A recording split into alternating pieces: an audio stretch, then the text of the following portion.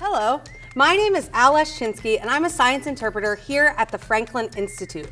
I'm here today for your spark of science. For today's experiment, I want to show you something called a superconductor. You may have heard of the term conductor or conductivity before. It means something that's able to have an electric current pass through it. You can think of things like water or copper. Copper is used to make the wires in our homes, the things that power our entire buildings. But there are materials that have a special ability called superconductivity.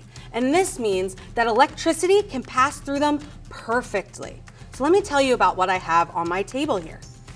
Right here I have a bowl. Inside of the bowl is a liquid called liquid nitrogen. Liquid nitrogen is negative 320 degrees Fahrenheit, and it's actually boiling inside this bowl right now. The reason we can see mist coming off the top is that the super cold liquid is freezing the water vapor in the air above it. The reason we're using this really cold liquid is because for our material to get to be a superconductor, it needs to be extremely cold. The material that we're using today is something called yttrium barium copper oxide. It's what's known as a high temperature superconductor. If you can believe it or not, negative 301 degrees Fahrenheit is when this material acts the way that we need it to. I'm going to put it on a magnet and show you what this superconductor can do.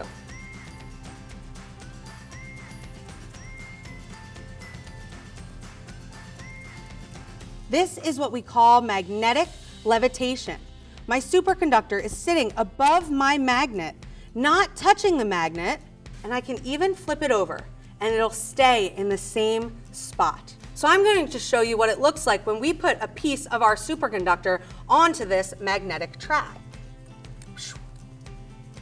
It's sitting above the track. It's moving quite smoothly because there's no resistance between the track itself and the piece of yttrium barium copper oxide.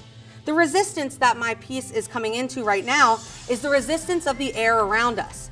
Even though we can't see it, there is stuff all around us, and that's hitting my superconductor. But there's also something else that's causing it to slow down, something called heat.